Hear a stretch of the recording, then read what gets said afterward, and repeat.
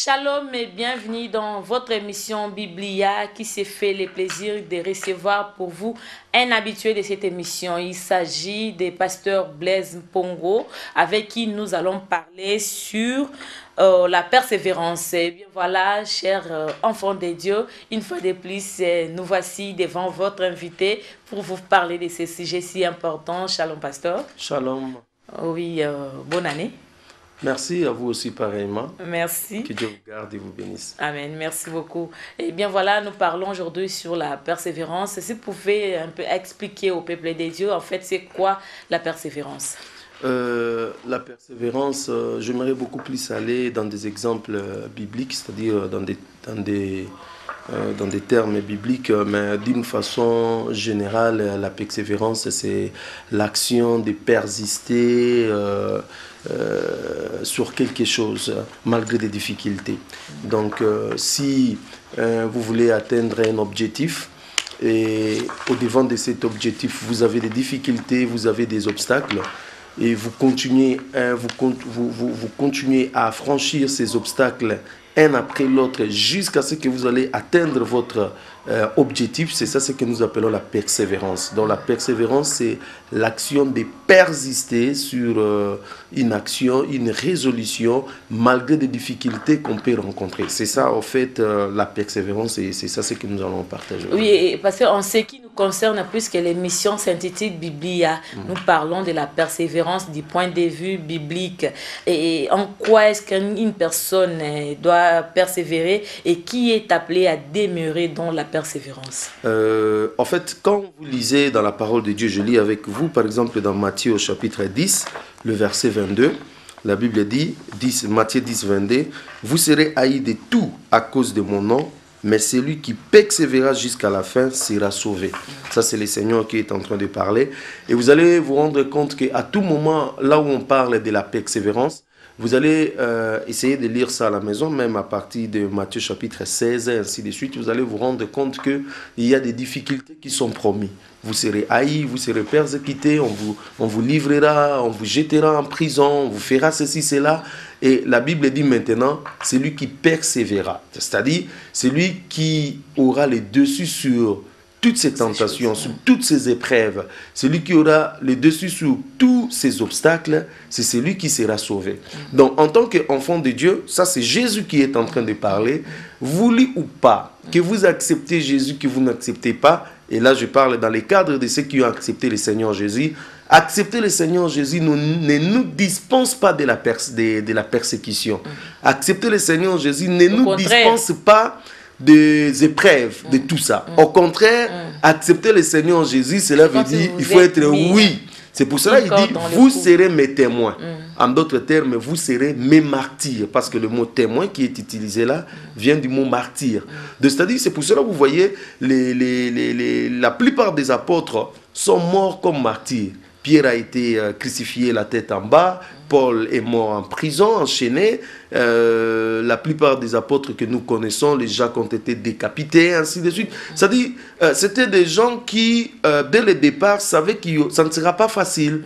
C'est pour cela que nous, en tant qu'enfants de Dieu, nous ne devons pas rêver. Non, nous serons persécutés, nous serons malmenés, nous serons, je ne sais pas moi comment, mais celui qui persévérera jusqu'à la fin sera sauvé. Cela ne veut pas dire que notre salut dépend de la persévérance. Non.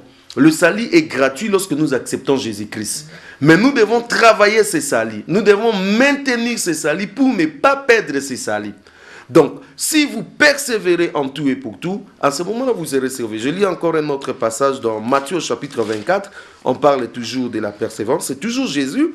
Et là, vous allez vous rendre compte que on pose la question à Jésus, qu'est-ce qui va arriver avant la fin du monde, ainsi de suite. Il va commencer à décrire tout. Une nation sera... une nation s'élèvera contre une autre nation, un peuple contre un autre peuple, il y aura des guerres, il y aura des famines, il y aura ceci, cela. Et au verset 11, il dit, plusieurs faux prophètes s'élèveront et séduiront beaucoup de gens.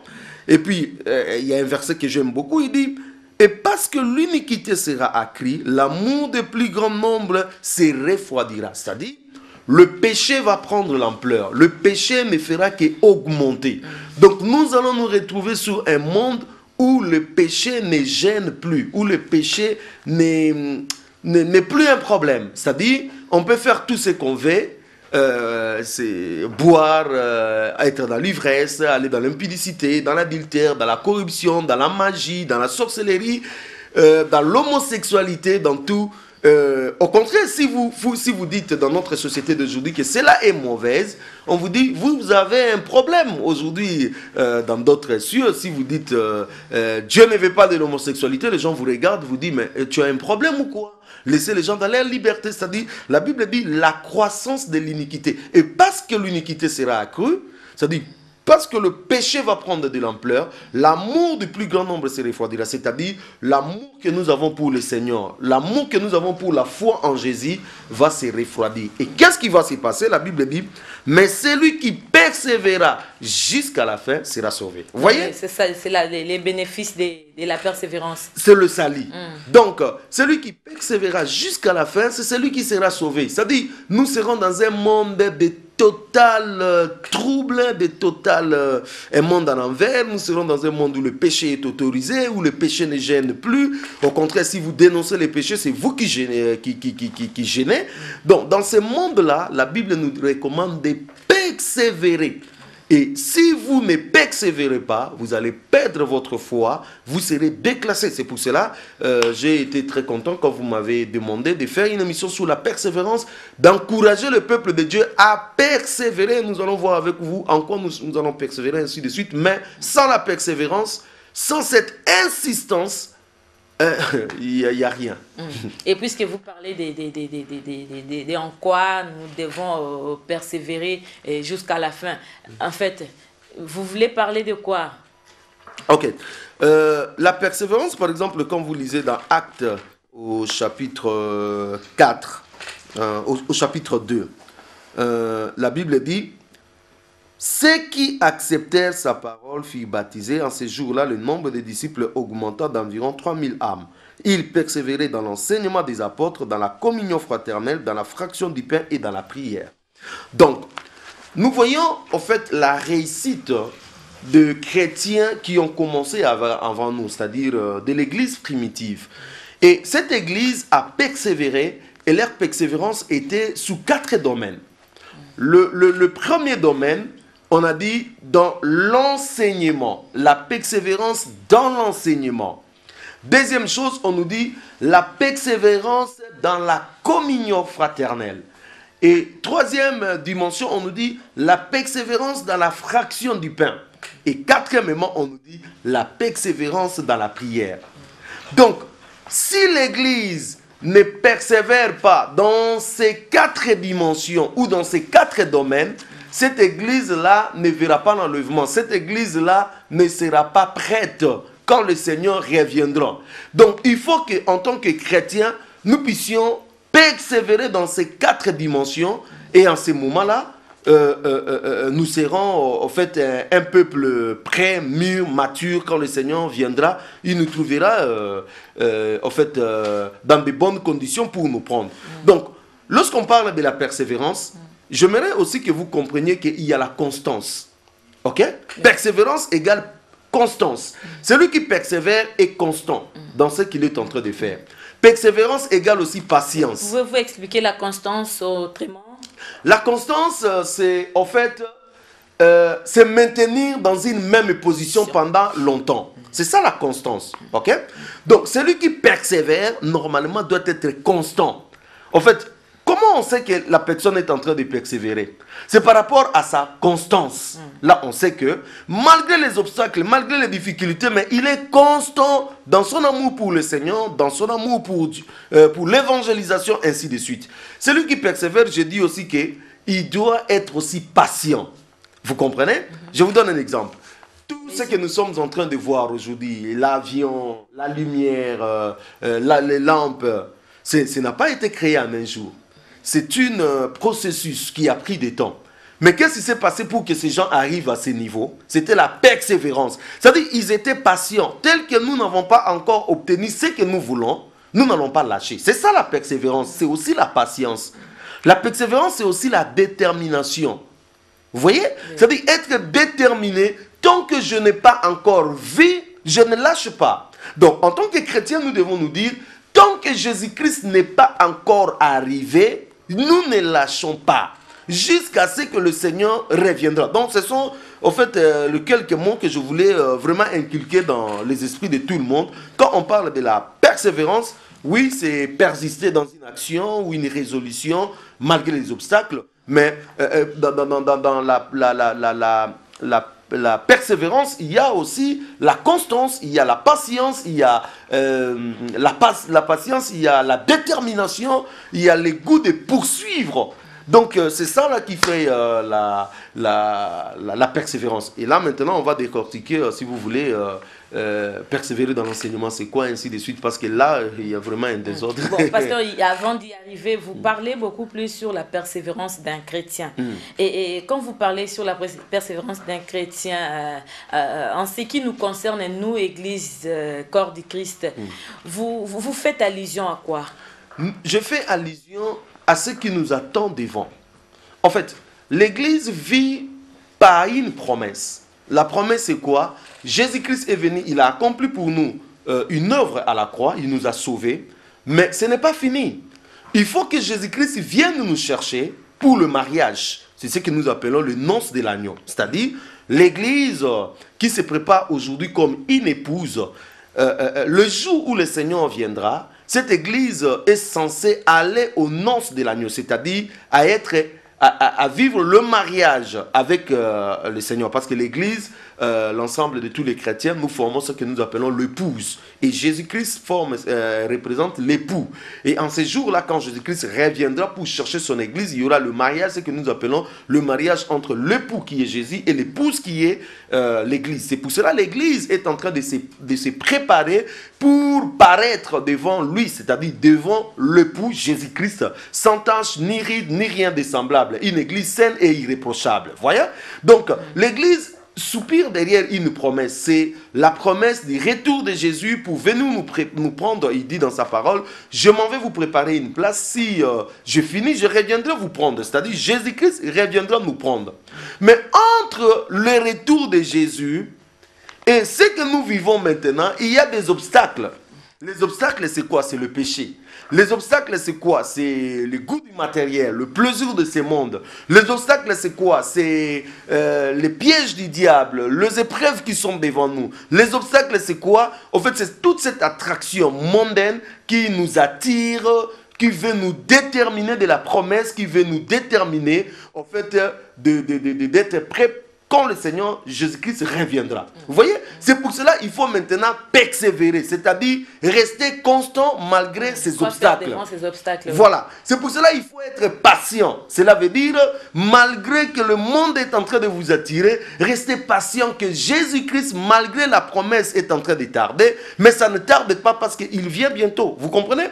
Il faut être déterminé. Cela veut dire, malgré ce que vous êtes en train de voir, de ne pas céder. La détermination doit nous caractériser. C'est pour cela que je suis en train de parler de la persévérance comme étant quelque chose d'indispensable pour nous les chrétiens. Sinon, nous n'arriverons pas à l'objectif. La plupart des gens font naufrage, c'est-à-dire ils abandonnent la foi. C'est pour cela que nous avons le terme qui dit l'apostasie, c'est-à-dire l'abandon de la foi. Les gens sont en train d'abandonner la foi. Cela veut dire quoi? Il n'a pas persévéré. À un moment donné, il a relâché et il est tombé. Donc si nous voulons atteindre l'objectif, il nous faut persévérer. Si nous ne persévérons pas, nous n'atteindrons pas l'objectif. Pasteur, vous parlez beaucoup plus sur la persévérance dans l'enseignement. De quel enseignement? C'est quoi en fait cette persévérance dans l'enseignement et de quel enseignement s'agit-il? Voilà, dans Actes des Apôtres, là où nous avons lu, on nous parle que l'Église primitive persévérer dans 4 dimensions. Dans l'enseignement, dans la communion fraternelle, dans la fraction du pain et puis dans la prière. Donc, chacun de ces domaines est un apport majeur pour les chrétiens de se préparer et puis d'arriver à son objectif. D'abord dans l'enseignement. L'enseignement, c'est quoi? L'enseignement, c'est l'ensemble des instructions, l'ensemble des prédications, l'ensemble de tout ce que le Seigneur Jésus-Christ et les apôtres de l'agneau nous ont présenté. C'est ça l'enseignement. Et cet ensemble d'enseignements, c'est ça ce qui constitue la doctrine chrétienne. Vous comprenez? Donc, dans la doctrine chrétienne, nous voyons les enseignements que Jésus-Christ lui-même nous a donnés et les enseignements que les apôtres et les prophètes de l'agneau nous ont donnés. Ok? Donc, si nous disons que nous devons persévérer dans l'enseignement, cela veut dire nous devons rester scotchés. Nous devons rester braqués, branchés. Nous devons rester dans le terme des enseignements que Jésus-Christ et les apôtres nous ont laissés sans pour autant se détourner à gauche ou à droite ou encore sans pour autant le mélanger avec notre raisonnement et les philosophies aujourd'hui de ce monde. Vous voyez? Donc, je ne sais pas si vous comprenez. C'est-à-dire, les apôtres de l'agneau ont reçu les enseignements que Jésus-Christ nous a donnés et même aussi par l'illumination du Saint-Esprit, nous ont donné encore des enseignements et ces enseignements, c'est ça qui constitue la doctrine chrétienne. Aujourd'hui, malgré notre onction plus que nous pouvons avoir, nous ne pouvons pas contredire les fondements qui ont été posés. Le fondement, c'est quoi? Voilà, c'est les enseignements que les apôtres nous ont laissés. Donc, une personne qui vient avec d'autres enseignements, qui sont autres que les enseignements que les apôtres de l'agneau nous ont donnés, cette personne-là soit anathème, tel que la Bible dit, c'est-à-dire maudit. Et nous, en tant que chrétiens, pour que nous puissions nous maintenir dans l'enseignement, il faut persévérer. Pourquoi? Parce que des faux prophètes vont venir. Des faux prophètes vont venir avec un enseignement qui est autre que l'enseignement que nous avons reçu. Mais pasteur, ces apôtres dont nous parlons maintenant, ils étaient aussi des personnes, ils avaient les mêmes corps que nous, les mêmes esprits. Et est-ce que nous, vraiment, nous sommes obligés de tout gober de ce que ces apôtres ont dit et qu'aujourd'hui, avec tout ce qu'ils ont dit là, c'est ce qui fera de nous demain ce qui fera de nous demain d'être dans les ciels, par exemple, ou de vivre ensemble avec Christ dans les noces de l'agneau. Bon, en fait, Jésus-Christ a posé le fondement. Il a donné l'enseignement qui a été de base pour l'Église. L'Église, quand elle est née, les apôtres ont reçu également l'Esprit du Seigneur. Et ils ont commencé à poser, voilà, ils ont commencé à poser le fondement. C'est-à-dire par rapport aux enseignements que Jésus-Christ a reçus, qu'ils ont reçus de Jésus, et par rapport à l'illumination que le Saint-Esprit les a donnée, ils ont posé des fondements. Et la Bible dit, l'Église est bâtie sur le fondement des apôtres et des prophètes de l'agneau. L'Église n'est pas bâtie sur mes enseignements. Donc Jésus a choisi ses apôtres pour poser les fondements. Et Paul, lorsqu'il parle, il dit, j'ai posé la fondation comme un sage architecte. C'est-à-dire, ce n'est pas des choses en hasard, c'est la volonté du Seigneur que ce soit les apôtres et les prophètes de l'agneau qui posent le fondement. Maintenant, nous ne posons plus d'autres fondements.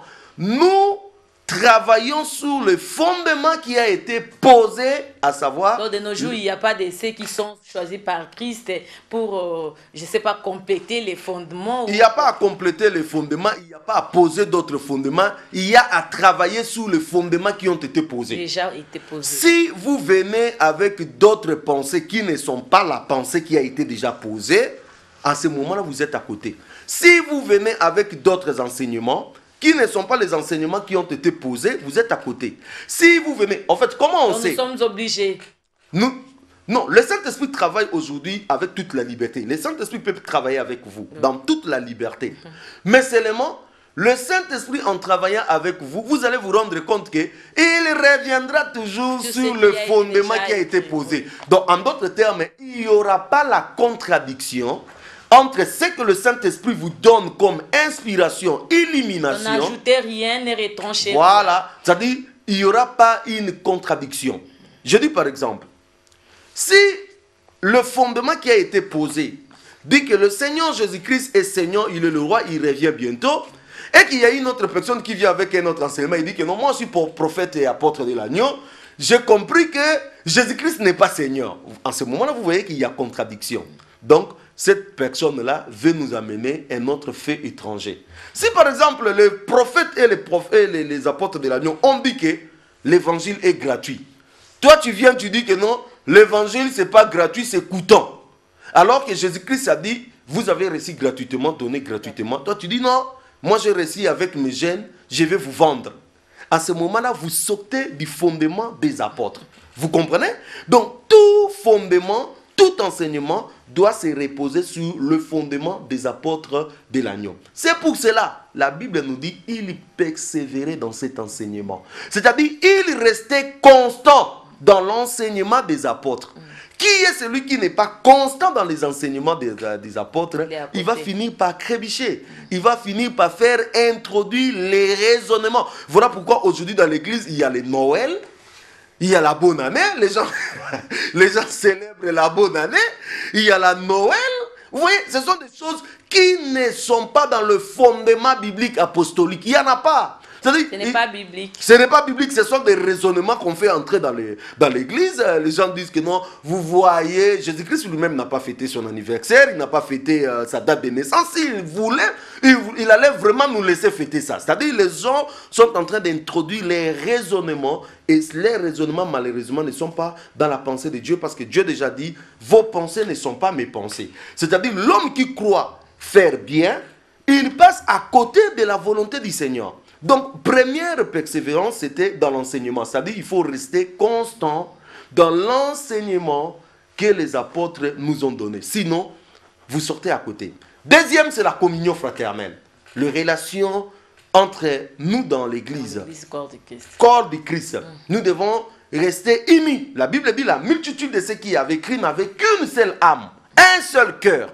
Vous comprenez? Ils étaient une multitude, mais une seule âme, un seul cœur, c'est-à-dire, ils étaient dans l'union, ils étaient très soudés. C'est ce qui faisait que l'église augmentait, l'amour y était là. On s'intéressait à tout le monde avait sa part. Mais aujourd'hui dans l'église, il y a l'onction, mais il n'y a pas l'amour. Donc pour dire qu'aujourd'hui dans l'église corps du Christ et de la RDC, il n'y a pas de la communion fraternelle. Non, je ne dis pas qu'il n'y a pas. Il n'y a pas, c'est une autre chose. Mais je dis, c'est à chercher. C'est-à-dire, vous allez dans nos églises, chacun vient montrer sa voiture, chacun vient montrer son église. On ne prend pas garde à l'orphelin, à la veuve, on ne prend pas garde à celui qui n'en a pas, au démuni, on ne prend pas garde. C'est-à-dire, en fait, nous sommes égoïstes, centrés sur nous. Chacun fait sa part. Et du coup, nous brisons la communion fraternelle. Donc, nous prions ensemble, nous sommes dans la rivalité. Nous prions ensemble, mais nous sommes dans la concurrence. Nous prions ensemble, mais nous sommes dans l'orgueil. Nous prions ensemble, mais nous ne nous acceptons pas comme frères et sœurs. Chacun veut dominer l'autre. En ce moment-là, il n'y a pas la communion fraternelle. S'il y a la communion fraternelle, nous aurons le même sentiment qui était en Christ. Cela veut dire nous rabaisser et voir l'autre au-dessus de nous. Mais comme il n'y a pas la communion fraternelle, c'est ce qui fait que nous prions ensemble, mais nous ne sommes pas une âme, un seul cœur. Et ça brise. Et pour que nous puissions garder la communion fraternelle, il nous faut persévérer. Il y a encore la persévérance dans la fraction du pain. La fraction du pain, ça c'est la table du Seigneur. Vous voyez? La Sainte Seine. La Sainte Seine, quand on parle de la fraction du pain, c'est la table du Seigneur. Sainte Seine, comment est-ce que nous allons nous approcher à cela? Parce que quand on parle de la Sainte Seine, nous voyons aussi l'attitude qu'un chrétien doit avoir. Oui. La sanctification, tout cela, pour que nous puissions nous présenter devant le Seigneur, non avec comment on dit, une conscience chargée. Vous voyez, ces gens persévéraient dans la communion. La fraction du pain indiquait ou signifiait la communion que nous avons avec eux. Ils étaient prêts à tout moment. Voilà, ils étaient prêts. Donc la fraction du pain symbolise la communion que nous avons avec le Seigneur. Parce que dans la table du Seigneur, il y a le pain qui représente le corps de Christ qui a été meurtri. Et puis nous avons le sang qui représente le sang de Jésus-Christ qui a été versé pour la nouvelle alliance. C'est-à-dire, à tout moment où ces gens participaient dans cette fraction du pain, ils avaient avec eux la souffrance, l'œuvre accomplie par Jésus-Christ à la croix. Et ils communiaient avec lui par la fraction du pain. Vous voyez? Et puis le tout dernier, c'est la persévérance dans la prière. Dans la prière. Donc, si vous n'êtes pas persévérant dans la prière, ça ne va pas marcher. Imaginez-vous une sœur qui prie pour un enfant. Et puis il prie 2 jours, il dit, Seigneur, je suis fatigué, j'ai déjà prié 2 jours, tu ne me donnes pas l'enfant. Et elle n'a pas été persévérante. Il faut persévérer. Et une femme qui prie pour le mariage. Et puis seulement il dit, Seigneur, tu vois que j'ai déjà 30 ans, ça ne vient toujours pas. Et puis je vais aller chercher Yagatovamba. Elle n'a pas été persévérante. Dans ce monde où nous sommes aujourd'hui, nous devons persévérer dans la prière. C'est pour cela que nous devons prier sans cesse. Si dans ces 4 dimensions, l'enseignement, la communion fraternelle, la fraction du pain et la prière, nous persévérons, nous avons beaucoup plus, je dirais, de probabilités que lorsque Jésus-Christ vienne, que nous soyons debout et que nous partions avec lui. Pasteur, partons de l'exemple que vous venez de donner sur la femme qui est en train de chercher l'enfant et elle a prié pendant 2 jours et après elle dit, Seigneur, je suis fatiguée, je ne vais plus prier. Y a-t-il un temps déterminé où un chrétien doit observer la persévérance? Non, il n'y a pas un temps où quand vous priez, surtout pour obtenir quelque chose, que vous dites, Dieu n'est pas obligé de faire des choses comme nous les demandons. Des fois même, il dit, vous me demandez mal, c'est pour cela que vous n'obtenez pas.